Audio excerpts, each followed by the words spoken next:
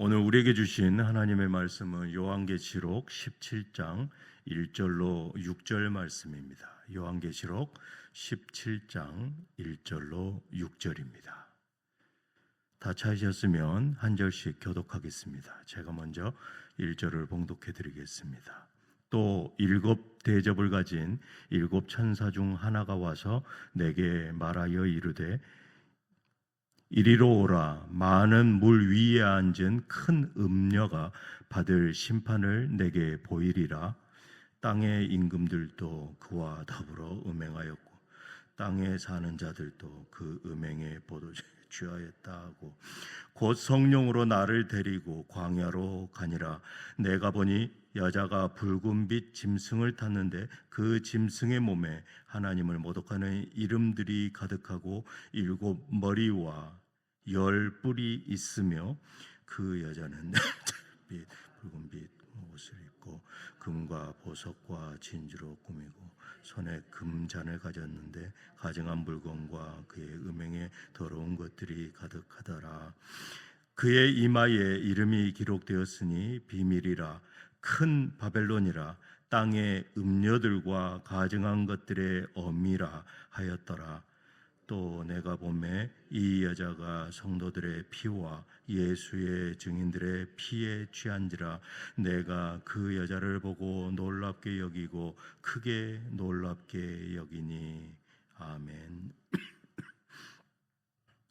저는 오늘 본문 말씀을 통해서 세상의 유혹과 참된 신앙이란 제목으로 은혜를 나누기를 원합니다. 세상의 유혹과 참된 신앙. 우리는 이 세상 속에서 신앙을 지키는 것이 얼마나 힘들고 어려운지, 그리고 신앙생활에 해를 거듭하면 거듭할수록 아마도 더욱더 크게 와닿을 것입니다. 우리는 매일 세상의 다른 유혹과 마주합니다. 화려함, 그리고 쾌락, 또 부와 명예, 이러한 모든 것들을 앞세우고 우리의 눈과 마음을 빼앗으려 하는 이 세상의 유혹은 끝이 없음을 우리는 볼 수 있습니다. 오늘 종말의 때에 나타나는 큰 음녀와 그 음녀를 둘러싼 세상의 부패와 타락을 우리는 이 성경 말씀을 통해서 보게 됩니다.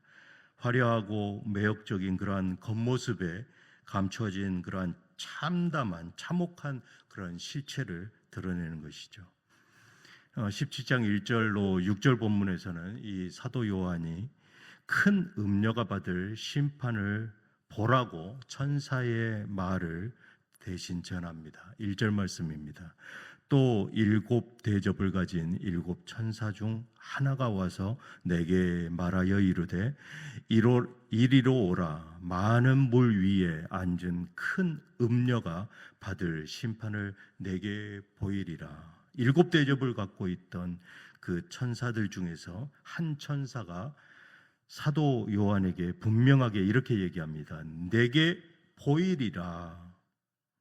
이것은 신적인 계시입니다. 내게 보이리라. 반드시 보이겠다라는 것이죠. 큰 음녀의 그 심판이 어떻게 되어지는지 반드시 보이겠다라고 약속하고 있습니다. 그런데 이 음녀가 어디에 앉아 있다고 말씀하고 있습니까?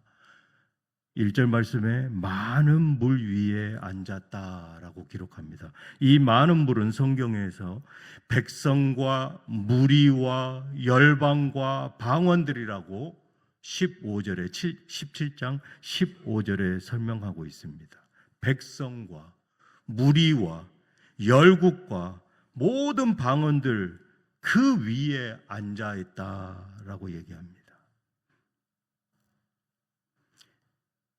또 이 음녀는 5절에서 그의 이마에 이름이 기록되었으니 바로 그 이름이 무엇이라고 기록되어 있습니까? 비밀이라. 그리고 그 비밀은 또 무엇입니까? 큰 바벨론이라. 땅의 음녀들과 가증한 것들의 어미라 하였더라. 성경은 음녀를 바벨론이라고 말하고 있습니다. 그리고 비밀이라고 말하고 있습니다. 이 바벨론은 이 어떤 곳입니까? 유브라테스 강에서 기인한 그 바벨론, 그 풍성한 물을 통하여 이 왕성했던 이 바벨론 제국입니다. 이 신학자들은 이 음료를 1차적으로는 당시 로마 제국을 상징한다라고 말하고 있습니다. 이 당시 로마 제국의 이 악한 영향력, 전 세계 각곳에 얼마나 크게 미쳤는지 우리는 역사를 통해서 이미 다 알고 있습니다. 이 로마 제국은 당시 하나님을 대적하는 악한 제국들을 대표하고 있습니다. 이들은 영적 간음인 우상 숭배를 행하였고, 또 로마 제국은 영토 확장을 위해서는 어떤 것도 다 허용하였습니다.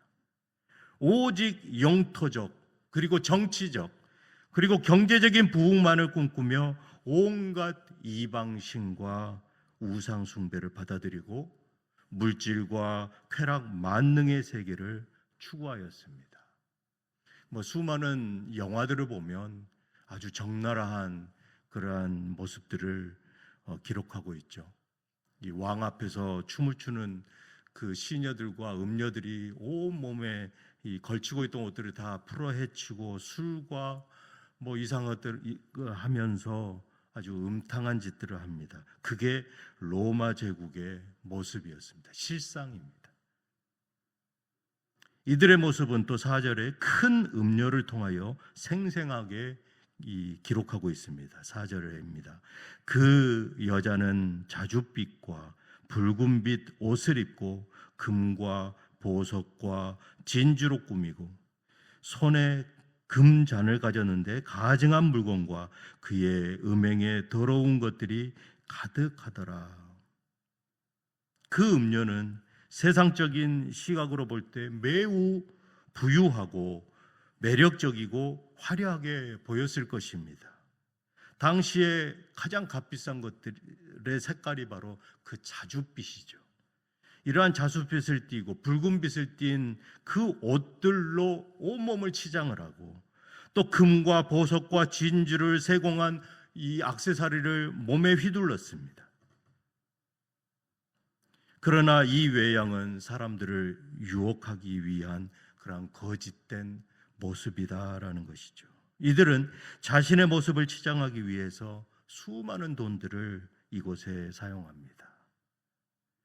그녀의 손에는 금잔이 들려 있습니다. 하지만 그 안에는 가증한 것들, 하나님께서 가장 경멸하고 미워하는 이 가증한 것들이 가득하였다라는 것이죠.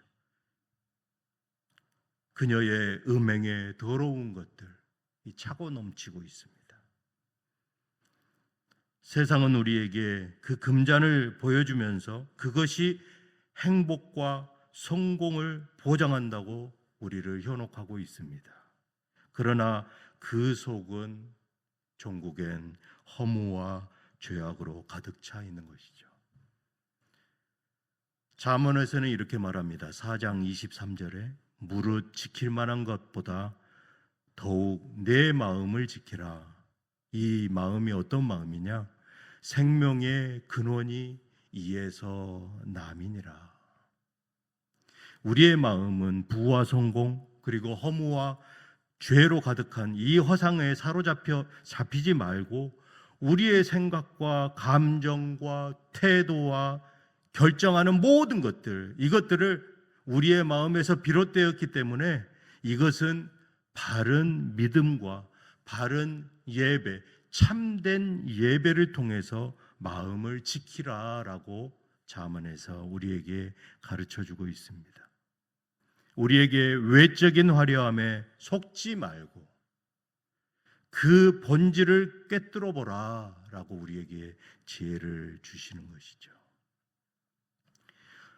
오늘 본문 5절에 그녀의 이마에 큰 바벨론이라 땅의 음녀들과 가증한 것들의 어미라라고 기록되어 있습니다.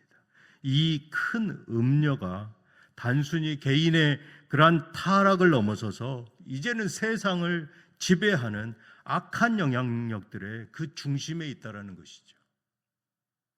바벨론은 구약에서 하나님을 대적하던 세력의 상징입니다. 요한계시록 당시에 그 로마 제국도 하나님께 대항하는 세상 권세의 상징입니다. 세상의 유혹은 단지 물질적인 풍요나 그러한 쾌락만을 의미하지는 않습니다. 그것을 쫓다 보면 종국엔 개인의 종말뿐만 아니라 하나님을 멀리하게 만드는 그러한 깊은 근원이 되는 것이죠. 세상의 풍요와 쾌락은 우리에게 하나님의 자리를 대신할 것을 끊임없이 속삭이고 있습니다. 우리는 이 유혹의 본질을 깨닫고 단호하게 거부해야 하는 것이죠.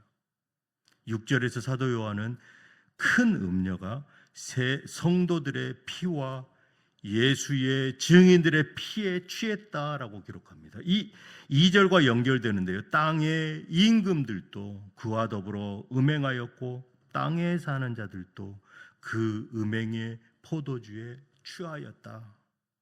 이 취하였다라는 말로 귀결됩니다.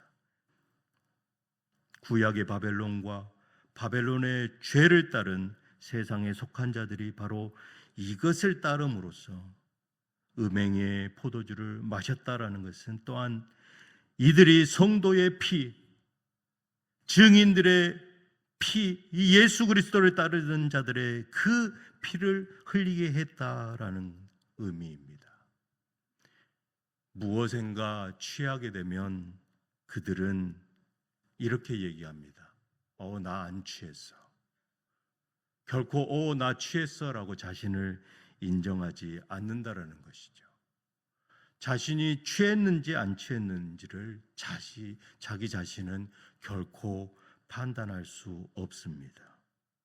이들이 성도들을 핍박하고 예수 그리스도를 따르는 자들을 막고 예배 자리로 나아가는 것들을 막고 하는 이러한 일들은 자기 자신은 그것이 잘못된지를 모른다라는 것이죠. 세상이 성도들을 핍박하고 하나님을 따르는 이들의 그 피를 흘리게 합니다. 참된 신앙생활은 그만큼 어려움과 이 힘든 일들이 동반되어집니다. 우리는 이 세상에 취해 있는 자들, 성도들의 피와 예수 그리스도의 증인들의 피에 취해 있는 그 음료를 우리의 마음 깊은 곳에서 뽑아내야 합니다. 오늘날 우리 주변에는 그러한 큰 음료와 같은 세상의 화려함에 유혹됩니다. 화려한 액세서리, 비싼 옷, 이러한 것들이 필요하죠. 하지만 그것이 나의 삶에, 나의 예배에 우선돼서는 안 되는 것입니다. 종국엔 하나님이 계셔야 될 자리에 그것들이 자리하게 된다라는 것입니다.